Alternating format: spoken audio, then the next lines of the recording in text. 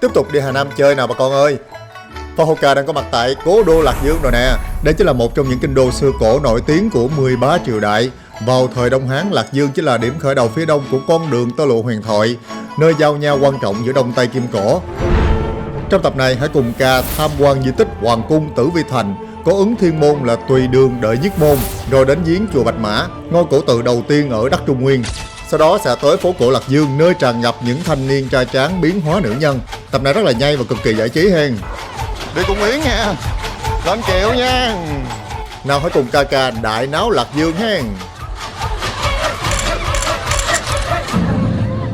Và đây chính là cổng chính thức để bước vào Tử Vi Thành của Võ Tắc Thiên, Võ Hậu ngày xưa. Đây chính là cổng Thiên Môn, quá trời khổng lồ rồi. Chưa từng thấy cái cổng nào mà rộng lớn vậy luôn, quá khủng rồi. Khi mà đăng cơ hoàng đế thì Võ Hậu đã quyết định là chọn thần đô, chính là Lạc Dương này để mà đóng đô. Cái gì liên quan tới Võ Hậu cũng liên quan tới thần và thánh hết á. Nào là thần đô, thánh đô, rồi minh đường, thiên đường, để chứng minh Võ Hậu là một người mà theo mệnh trời để mà trở thành người cai quản quốc gia, mệnh hệ của đất nước. Giờ mình đi vô trong để đi vô minh đường, thiên đường coi.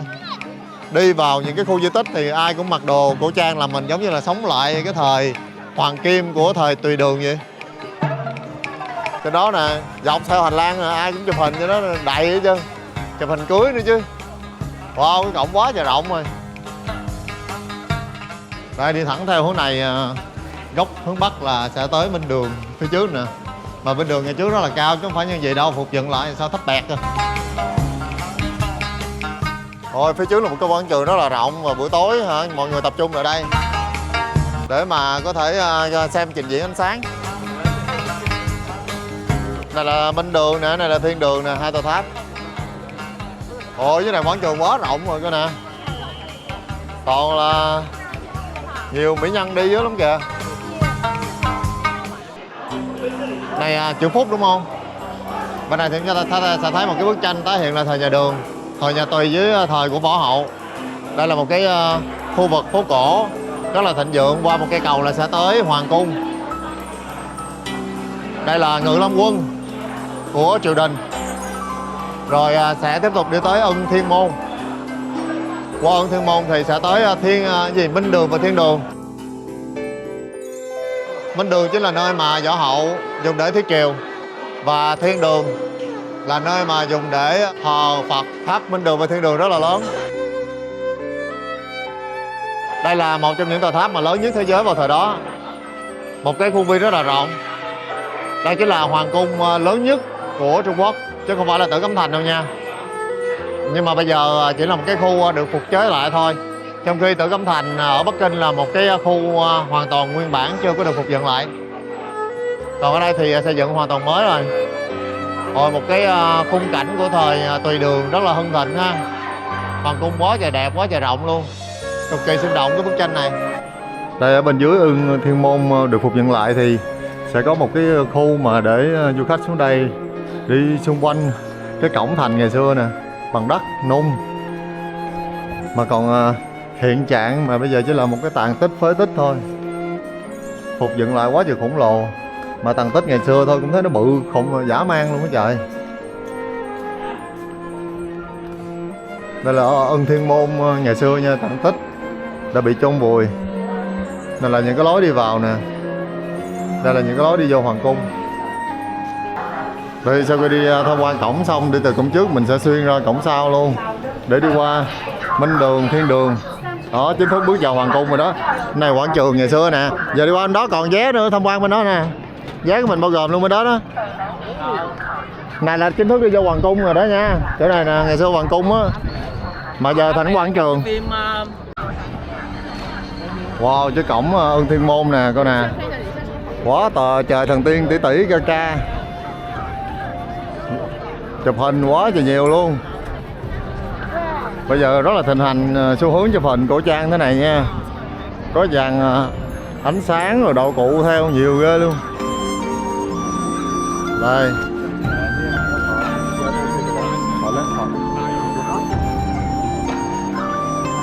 Chỗ này ngày xưa là hoàng cung, còn bây giờ là một cái nơi chụp hình rất là thích hợp luôn. Đa phần mọi người tới đây để mà chụp hợp bởi vì hậu cảnh quá đẹp luôn nè. Thấy nguyên một cái tòa thành. Quá trang phục quá ố về luôn. Thế giới Lạc Dương, đây là phố Lạc Dương. Bây giờ là Tử Vi Thành đó lên đèn rồi. Bây giờ chúng ta hãy cùng nhau đi vô trong tham quan. Đi vô đây. Ôi, Ưng Thiên Môn lên đèn quá ra sặc sỡ luôn. Rồi xung quanh đây toàn là đèn, lồng đèn rồi treo đẹp ghê á. Ở Lạc Dương thì chỉ cần đi xung quanh cái Ưng Thiên Môn thôi là thấy rất là nhộn nhịp, đúng chất không khí của Lạc Dương luôn. Giống như là một cái mùa lễ hội vậy đó đang tới, nhưng mà thực ra đây là ngày thường thôi, chỉ là một ngày cuối tuần thôi mà đông thế này rồi nè. Quá trời các nương nương luôn. Trời ơi, đang lạc vào một cái xứ sở như vậy nè.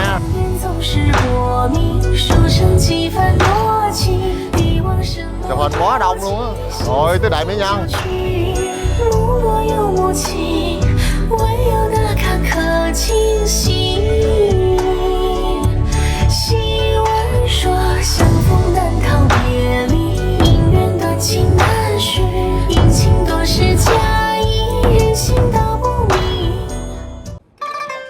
Ủa này phải mẫu đơn không trời? Mà sao nó bự vậy? Ủa bông hồng cho nội ơi, bông hồng mà bự như mẫu đơn vậy đó. Đúng là mùa này bông xúm nhau nở ha. Từ bông hồng, mẫu đơn rồi hoa lài, cắm bãi gì. Hoa lài, cắm bãi, bãi cát. Tới đây là để thưởng hoa nha. Rồi là hoàng đế duy nhất của Trung Hoa, nữ hoàng duy nhất của Trung Hoa thì Võ Tắc Thiên đã di chuyển kinh đô về đây. Và đây là hoàng thành của bà đây, quá trời rộng luôn, qua khỏi Ưng Thiên Môn. Thì đây chính là khuôn viên của ngày xưa.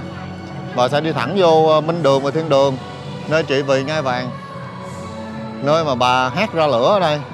Kế bên đó chính là nơi trấn phong thủy, là một cái tháp để thờ Phật. Ở trong đó bây giờ vẫn còn thờ Phật. Mà không ngờ là Lạc Dương quá trời phát triển luôn. Cái đây mới có 3-4 năm, mình tới đây là điều hiu quạnh.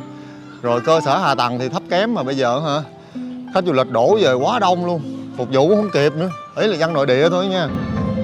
Bây giờ ở đây quá đẹp luôn. Những dịch vụ cổ trang ngày càng nở rộ. Rồi những cái nghệ thuật biểu diễn cũng hoành tráng, rất là chuyên nghiệp luôn. Phải tới Lạc Dương một lần nha. Ngoài Tây An thì phải nên tới Lạc Dương nữa. Võ Tắc Thiên lúc mà 8 tuổi đã chính thức trở thành nữ hoàng đế đầu tiên và duy nhất của Trung Quốc. Bởi vậy mà Võ Tắc Thiên hầu như là một cái chủ đề lớn trong các phần trình diễn, rồi từ trang phục và những cái kinh kịch, hí kịch và biểu diễn đều lấy cảm hứng từ Võ Tắc Thiên ở đây. Sau khi đại cáo thiên hạ về lời tiên tri chuyển luân thánh dương, thánh nữ sẽ hạ phàm theo thiên mệnh. Võ hậu lúc này đã là thái hậu khi gần đại thọ 69 tuổi. Tuổi này chưa phải là cao vì tổng thống Trump cũng nhậm chức lúc bà tròn 70 tuổi. Võ hậu đã chọn ngày lành trùng dương, ngày 9 tháng 9 âm lịch năm 690, toàn là số 9 để mà làm lễ đăng cơ hoàng đế. Thành lập nhà Chu lấy niên hiệu là Thiên Thụ. Buổi lễ đăng cơ long trọng chưa từng thấy, diễn ra tại thiên hạ đệ nhất Ứng Thiên Môn. Toàn bộ nghi lễ hoàng thất hoành tráng với sự chứng kiến của toàn bộ bá quan triều đình và các cáo mệnh phu nhân. Sau nghi thức thì Võ Tắc Thiên đã xuất hiện trên lầu Ứng Thiên Môn để cho thần dân chiêm ngưỡng thánh diện, một hành động chưa từng có trong tiền lệ. Toàn bộ tông thất triều đình đều phụng sự lễ bái, chúc phúc cho nữ hoàng đế mới, hậu giá Võ Thánh lâm hạnh ngai vàng. Nếu có dịp tới đây vào cuối tuần thì cô chú anh chị các bạn có thể đón coi buổi tái hiện lại lễ đăng cơ hoành tráng này ngay trước cổng Ứng Thiên Môn. Cực kỳ điện ảnh và đúng chuẩn nghi thức hoàng triều luôn đó. Kìa Võ Tắc Thiên cho anh kìa. Bái kiến thiên hậu.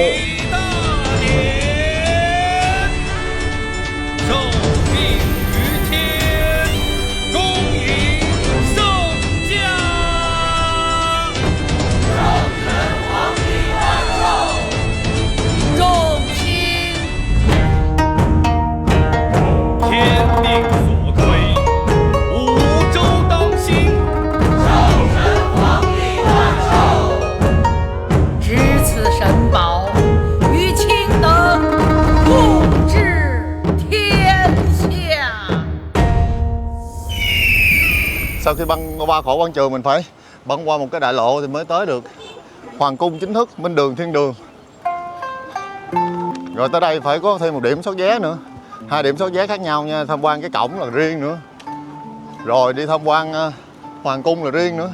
Mình có thể mua vé bao gồm luôn là 2 cái là 150 tệ. Ôi đoàn khách du lịch đông vậy nè, đi hệt như đang đi ở Tử Cấm Thành vậy. Đây là bản đồ tổng thể của hoàng cung nha, tùy đường ngày xưa. Đó, Ưng Thiên Môn đi thẳng vô một trục, xây theo lối của Tử Cấm Thành y hệt luôn, là trục chính Bắc. Vé tham quan thì mình sẽ được đi tham quan 3 điểm là Ứng Thiên Môn, Minh Đường, Thiên Đường và một cái khuôn viên ở bên này, giống như là Ngự Hoa Viên vậy đó, cũng rất là rộng. Đi trong này hả, đi vé bao gồm 2 ngày mà đi hoài đi không hết luôn. Xung quanh đây toàn là hoa mẫu đơn không à. Lần trước thì mình đã kể về cuộc đời của Võ Hậu rồi, bây giờ thì mình chỉ nói về du lịch Lạc Dương thôi, về những điểm nên đi và mình đi tham quan như thế nào khi mà tới Lạc Dương. Có thể nói Hà Nam là một cái tỉnh rất là phát triển du lịch, bởi vì tinh hoa đều hội tụ ở đây, toàn những người nổi tiếng đều xuất thân ở Hà Nam. Ôi, ngai vàng của Võ Hậu, nhìn quá lộng lẫy luôn kìa. Ngai vàng của Võ Tắc Thiên nè anh.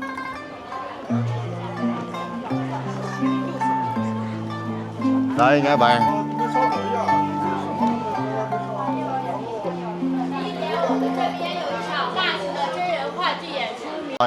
Rồi đây chỉ là ngai vàng được để lên để mà biểu diễn rồi cho du khách thôi, để chụp hình thôi, chứ không phải là ngai vàng thiệt nữa. Bởi vậy mà du khách tới đây tự tung tự tác lên đó chụp hình đồ được nữa nha, chứ không phải như ngai vàng trong Tử Cấm Thành ở Bắc Kinh là bước vô cũng không được, nhìn cũng không được nữa, huống chi là bước vô. Còn đây mình lên trên được luôn kìa. Ủa, đây đang chụp gì, hình cưới hả? Trời ơi, đẹp quá hả? Đồ quá đẹp rồi. Ôi, mà này không phải thời nhà Đường này, giống thời nhà Minh vậy đó. Đăng cơ, giống như đăng cơ á. Ồ, đội hình lúc đăng cơ luôn trời. Ồ, đẹp quá à.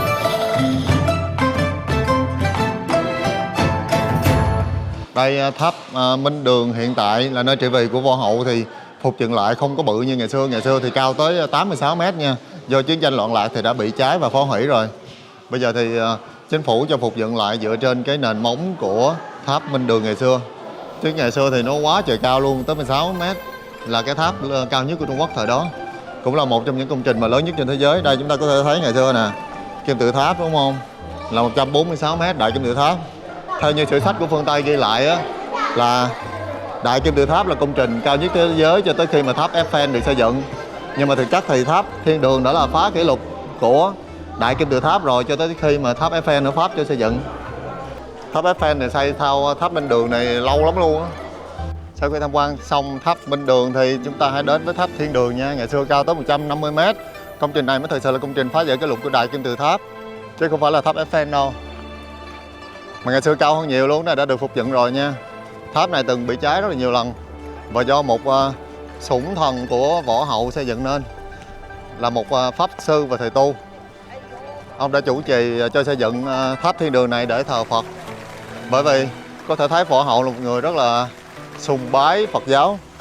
Võ Hậu đã cho xây dựng rất là nhiều công trình còn để đời hiện nay ở Hà Nam, Lạc Dương này, như là công trình hang đá Long Môn và nhiều tượng Phật Di Lặc do chính Võ Hậu hỗ trợ kinh phí để mà cho xây dựng và tạc rất là nhiều tượng Phật. Bây giờ chỉ là một công trình được xây dựng bằng xi măng, đá, cốt thép thôi. Mà ngày xưa mấy công trình này toàn xây bằng gỗ không, bởi vì rất là dễ cháy, bị hỏa hoạn mấy lần và phải tu sửa lại. Ở đây thì có thang máy để mình đi lên tham quan các tòa ở trên nữa. Bữa giờ đã thấy một cái sảnh, tiền sảnh rất là ấn tượng với bức tranh Báo Quan Văn Võ này, hầu trực, nữ hoàng đế duy nhất của Trung Hoa, một người phụ nữ quyền lực.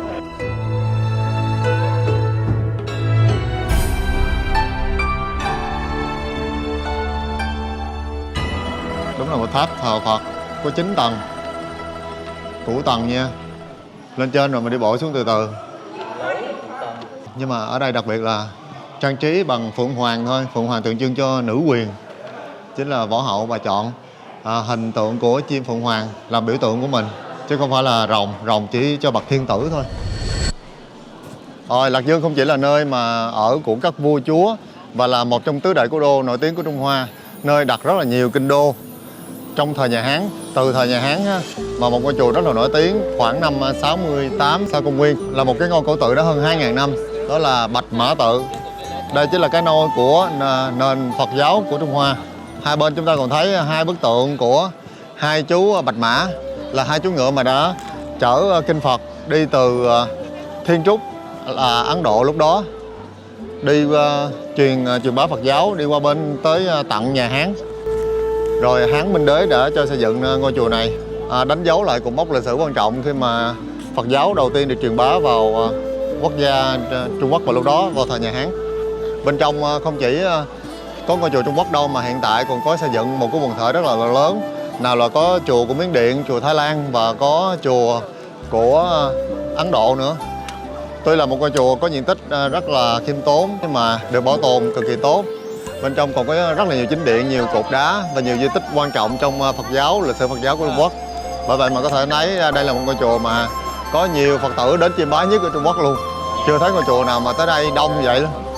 Vô trong còn có những chính điện rồi có mấy cái gì mà ta rờ lên quá trời nhiều luôn, không biết là cái gì.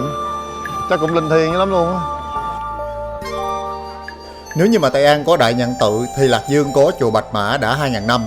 Người ta nói Phật giáo Bắc Tông khởi nguồn từ đây, sau đó thì lan truyền tới những cái quốc gia khác như là Hàn Quốc, Nhật Bản và cả Việt Nam. Từng pháp cụ, vật bảo và món đồ ở trong chùa đều là các báu vật ngàn tuổi, truyền qua nhiều đời tu nên rất là linh. Những nguyên tắc đi chùa của người Hoa mà mọi người nên biết như là lại Phật trước, đảnh lễ Bồ Tát sau. Không đi vô bằng cửa chính vì chỉ dành cho các cao tăng hay là trụ trì. Tuyệt đối không dẫm lên ngưỡng cửa mà phải bước qua. Với những ngôi chùa cổ trên 1.000 năm thì người phàm không được bước vô chánh điện. Những món đồ thỉnh tại chùa thì nên hơ qua khói nhang trước khi đem ra khỏi chùa. Như đây thì mọi người thấy là người ta đang hơ những cái chuỗi hạt hoặc là xông đồ cá nhân của mình để giải hạn. Ở Đại Lục thì còn có trào lưu khi mà cầu tài lộc gì đó thì phải mở giấy điện tử ra để mà thần Phật biết là sẽ gửi lộc đi đúng nơi. Cái này thì cho vui thôi, mà biết đâu ở trên thiên định vợ hả cũng đã cập nhật quét mã chuyển khoản rồi thì sao.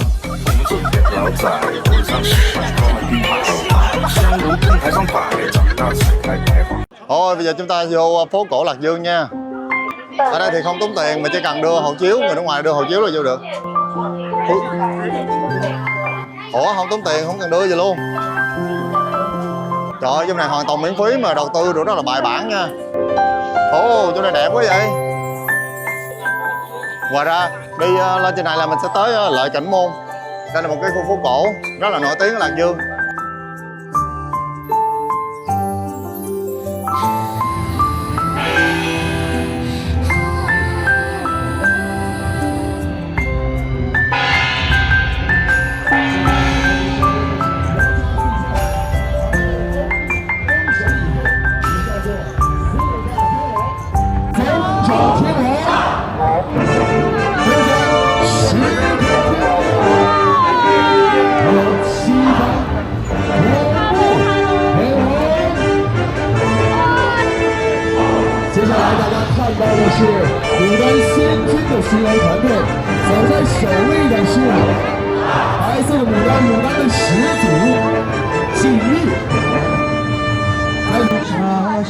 Ni hao, ni hao.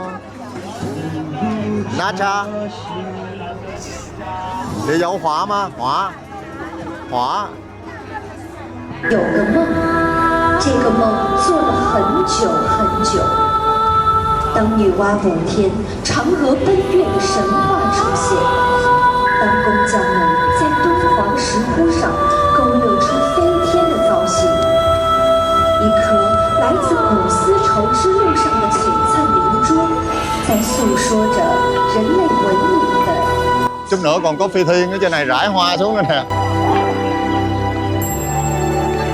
Đây là khu phố cổ mà rất là mới, hình như là mới được đầu tư hay sao. Đi vô coi cái gì ạ?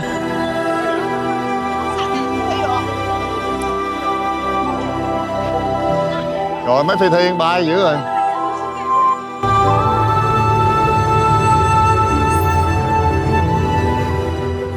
Ta sẽ thấy rất là nhiều những thiên nữ, những vũ điệu phi thiên. Ôi, một thiếu nữ này trang điểm rất là lộng lẫy.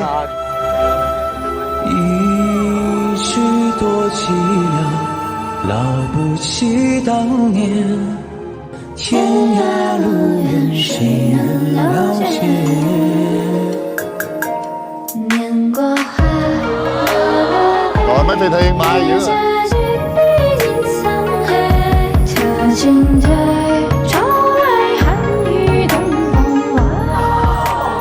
Trời ơi, đu dây rất là đẹp, quá tuyệt vời rồi.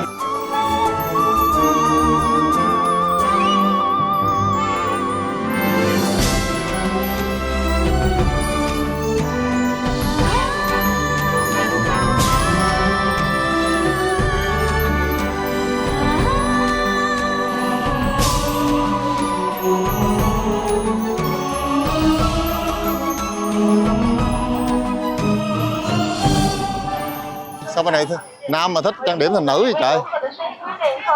Trời ơi, nữ thần hay nam thần đây, dữ chưa?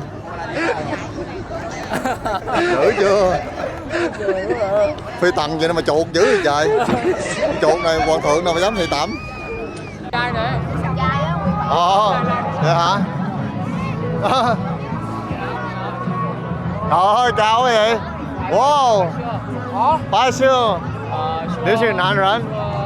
Trời ơi, nam không nè. Mấy bạn này sao cao quá vậy? Trời ơi, mặc đồ nữ mà ngộ vậy hả? Nam mà mặc đồ nữ. Nhìn quá trời đẹp gái luôn. Chụp hình đi. Nhìn quá trời bự rồi. Ủa phải chuyện giới không? Phải chuyện giới không?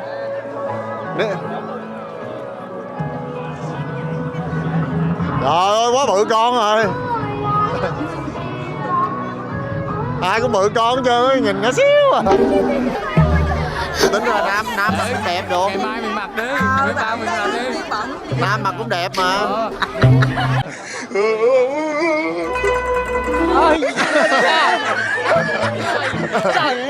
Ôi, lỡ nữ thiệt sao trời? Là trai. Lỡ nữ thiệt sao? Dài Ủa ai đây? Chị Chia. Chị Chia, cười gì bay chào mà. Đó, mở nhiều mà. Đi dự tiệc hoàng cung, đi cung yến hả mà 800 cây kim ở trên đầu nặngทั้ng bộ nội luôn nãy giờ. Mà công nhận nó hay thiệt á, mình là pháp sư phù thủy chứ đâu biến hóa từ tóc ngắn mà có thể trở thành một cái khoảnh tóc ở trên cái đầu luôn. Rồi, tung tăng nè. Ôi chà, ý da đi. Ê, không, tôi quay reaction nữa kìa. Tôi quay reaction đó, vào vào. Rồi xoay vòng nữa nè. Rồi tiếp tục đi. Xoay một vòng đi.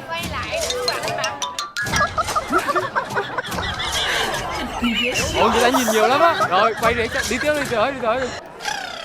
Ôi mà mắc cười thì có mấy người hả là ghệ gọc bồ bịch nhau xong vô đây trở thành tỷ tỷ mùi mũi hết trơn luôn. Nam biến thành nữ xong cặp kè với ghệ của mình bạn gái. Đừng có nói sao hôm nay Fahoca lộ quá nha. Mà đây là hot trend nha, gọi là xu hướng của Lạc Dương nha. Nam thần hóa nữ thần là chuyện bình thường. 哥们儿，我男的。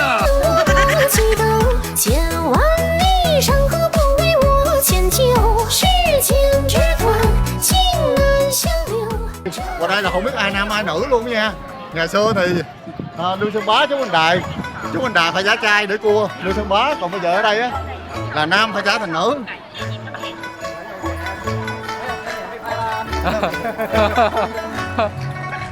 Nói miễn phí một đêm được không? Miễn phí một đêm đi. Trời ơi, đèn lồng kìa. Ủa yeah. Đèn lồng kìa. Ồ, phố này dài quá. Không ngờ Lạc Dương có phố cổ đẹp vậy nữa trời.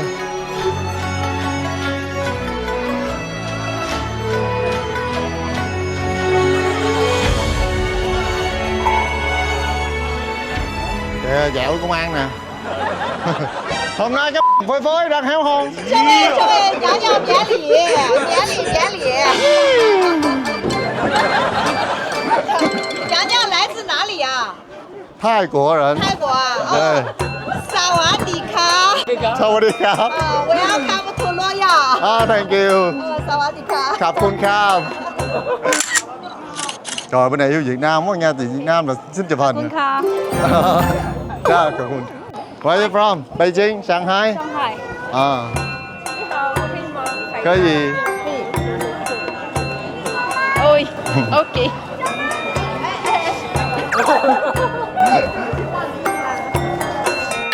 Đi cung yến nha. Thái tử Hoàng Thái Hậu, Hoàng thượng đang đợi. Lên kiệu nha.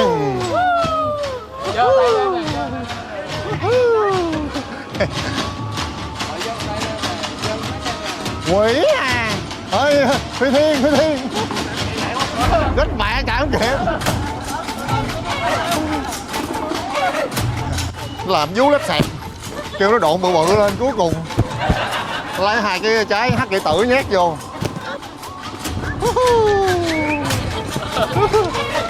Nương mất nết nhất hoàng cung là đây. Nương này đang tới tháng đó nha. đang dẹo lắm á, đang rạo rực trong người lắm rồi đó. Nay được xúc hoàng thượng ra tôi đi cua chai mới được. Lâu lâu được ra ngoài đường xõa cho đã. Đó giờ ăn có một ông mà ngán quá. Nương sáng giờ chạy chụp hình mình chua lèm. Mà chua đâu có bằng bà Dương Quý Phi đâu. Dương Quý Phi bà bị hôi nách nữa hả? Bà tắm ngày 80 lần kìa. Mình tuần tắm có một lần. Trời ơi, theo cô tôi. Chạy theo này hồi chắc công an hốt quá. Đi không có đúng đường, có xe đạp vậy chứ. Thôi dạt ra hồi công an hốt chết. Nhắn nha. Hỡn quá. Ồ, trời ơi, có kìa. Chỗ mình ngồi ở đâu vậy? Có được ngồi kế hoàng thượng không vậy? Ơi, lần đầu tiên tiến cung chưa được quen với cung quy. Các mùi mùi tỷ tỷ thứ lỗi cho ta nha. Mình là được sủng ái nhất trong hậu cung đó nha. Rồi, thôi chúng ta ăn tọa nào. Cung yến nó bắt đầu rồi. Hello. Is this first time in China? Yeah. First time. Anton Pamadi. Dạ. Có thể chụp ảnh Dạ với chị. bạn Chị là trưởng đoàn hả? Chụp chỗ này chắc không ai nhận ra em quá. Đừng nói là em nha, không mọi người đón không biết ai không? chụp với cả nhà mình gọi là tiếng Đông gọi là là- hoàng hùng đấy. Như Dạ. nhà mình là có phải mình là chuyên về du lịch Dạ. đúng không? Chứ ở nhà mình cái trên mạng mình sẽ xem qua rồi. Hoa Hoka. Mà sao chị nhận ra hay vậy? Rồi em biến hình cỡ này mà chị còn nhận ra. Nhưng mà không thể thay đổi được. Hôm nay rất là vui nhưng mà được thưởng thức cung yến cùng với võ hậu và dàn phi tần. Ai cũng đẹp, rất là lộng lẫy. Không biết mình đẹp không nữa, hay là thua hoa kém sắc ở trong này nữa. Ôi Tứ Lý Bạch nữa nè. Đã là toàn lại những nhân vật nổi tiếng của thời nhà Đường. Nào là có Võ Tắc Thiên, Lý Bạch, Bạch Trư Dậy, Đỗ Phủ. Rồi Dương Quý Phi.导那个旅游呢？他今天他装个女来的，他就真的。来给你拍一张。 Chụp rồi. 那 Rồi.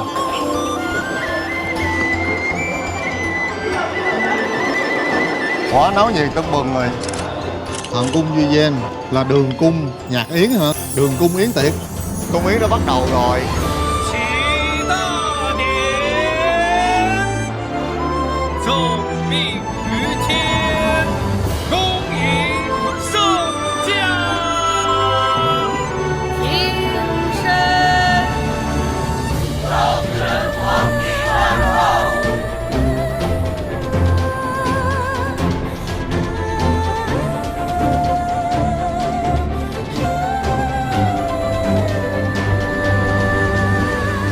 Chào mừng đến với kinh đô Lạc Dương và đây chính là Hoàng thượng, Hoàng hậu Võ Tắc Thiên. 有意长存，万事不竭。升高丽使者觐见。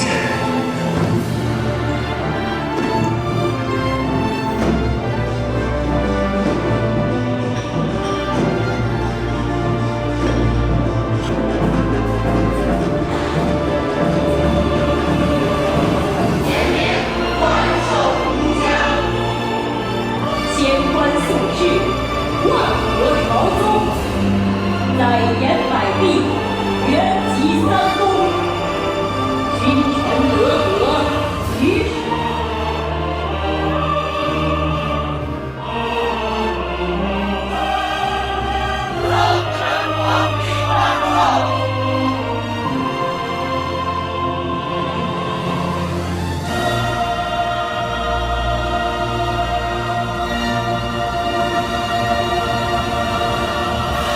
Wow, trời ơi, tới chợ nhưng mà mọi thứ đã chuẩn bị trước rồi nha.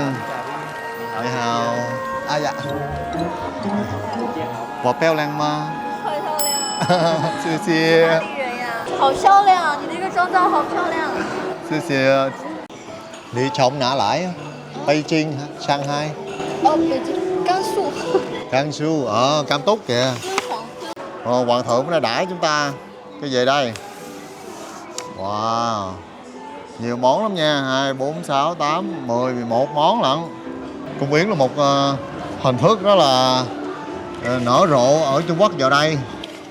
Chiều nào cũng có hết trơn nha. Hôm bữa thì mình ăn cung yến với Từ Hy Thái Hậu ở Bắc Kinh, còn bây giờ thì mình sẽ được cung yến cùng với Võ Hậu.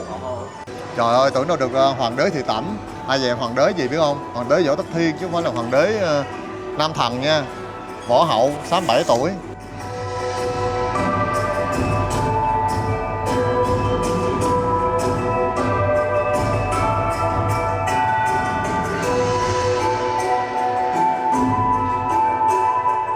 Ăn cho nết na vô chứ.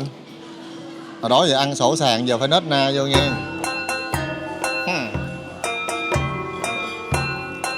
Đậu xanh. Trà mẫu đơn nha, đặc sản của Lạc Dương. Hôm nay bổn cung trang điểm hơi ô về. Cô nô tỳ khốn nạn, nó trang điểm hơi ố về. Trời ơi, cái gì mà cắn quá vậy? Hai cái trái này nó đụng cho mình có chút xíu rồi, con nô tỳ to gan. Tôi kêu lựa trái dưa hấu, lựa cho mình hai trái cà chua. Mê mê căng bay muội muội. Cơm cuộn cá hồi đồ, cái này là cơm cuộn vịt quay nha. Nam Hoàng Cung sao cúp điện sao âm u với trời. Ăn cũng miên nữa, ai cũng nhìn chứ. Trời, đó lông nheo của tôi nữa. Quỷ à. Rồi ai cũng nhìn chứ. Chưa có cái tầng nào mắc nết như vậy chứ. Vậy mà được hoàng đế sủng nhất đó nha. Tại vì của lạ, hàng lạ. Lâu lâu Hoàng Cung mới được vui vẻ như vậy. Chứ bình thường nó toàn đấu đá nhau mệt lắm. Ở trong Hoàng Cung, ở trong Hậu Cung mới biết. Hôm nay các muội muội tỷ tỷ đồ ca hát đờn múa rất là hay. Mình không biết trổ tài gì nữa đây. Còn này là đậu phụ mà cắt thành một cái bông hoa. Món gì đây? Hoa mẫu đơn luôn nha. Ở ngoài cung mọi người đâu có hiểu rồi trong cung ăn uống làm sao đâu. Ăn nhín nhín luôn. Không ăn được tự do, tự tế nữa. Thì đang ăn chút xíu rồi họ bắt đầu lên diễn. Diễn xong họ ăn tiếp. Ôi 5 phút mới được ăn món. 10 phút. Chua ngọt đã lắm nha. Mà trái bí này là bí gì mà mới nãy trên màn trình diễn người ta thể hiện là đầu bếp chế biến như thế nào luôn. Là được tiếng trống từ đâu đó. Nước này đặc biệt là được nấu bằng hầm với hoa mẫu đơn. Bông mẫu đơn ở Lạc Dương phải nói là chùm nha. Không có đâu có thể sánh bằng mẫu đơn kinh đô Lạc Dương hết á. Nghe nói là nữ võ đế rất là yêu chuộng mẫu đơn. Ngày xưa trong hoàng cung bà đã cho chồng cả giường ngự quyển toàn là mẫu đơn hoa.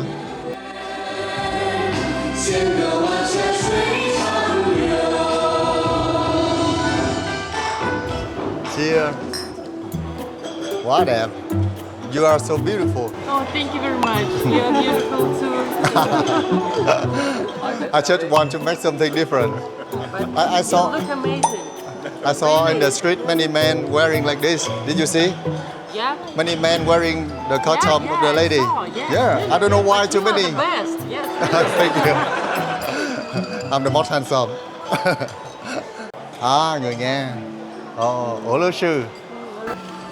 Mà hả? Ở Lạc Dương này thôi mà có biết mấy cái cung yến không? 4 cái cung yến. Vậy mới thấy là ở cung yến ở Trung Quốc, riêng cái Lạc Dương này thôi mà thịnh hành cỡ đó rồi. Mà cung yến nào cũng phải đặt trước 2-3 ngày mới có chỗ nha, vô là hết sạch luôn. Không có chỗ mà ăn luôn á. Vừa được ăn vừa coi biểu diễn mà giá 1 triệu á, mà đắt lắm.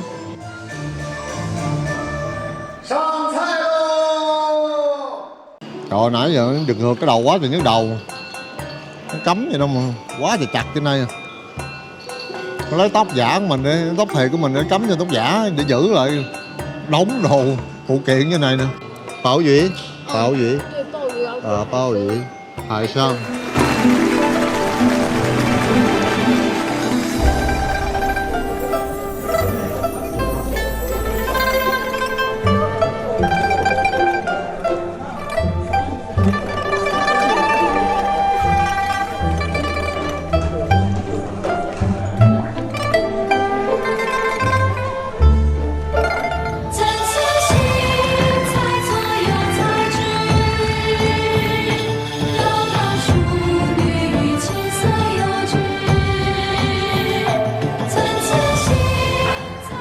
Bây giờ các tỷ tỷ muội muội ai cũng cao tay trình diễn bơi hoặc hoàng thượng, múa quá điều luyện, bây giờ mình phải trổ tài ra dường nhụy nguyên múa mới được.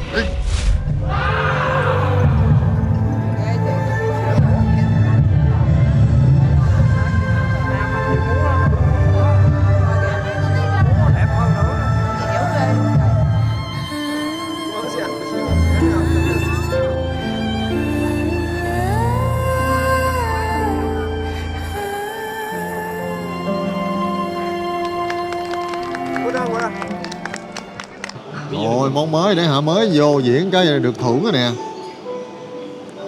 Ôi đẹp quá à, tưởng đâu chung canh mạnh bà chứ.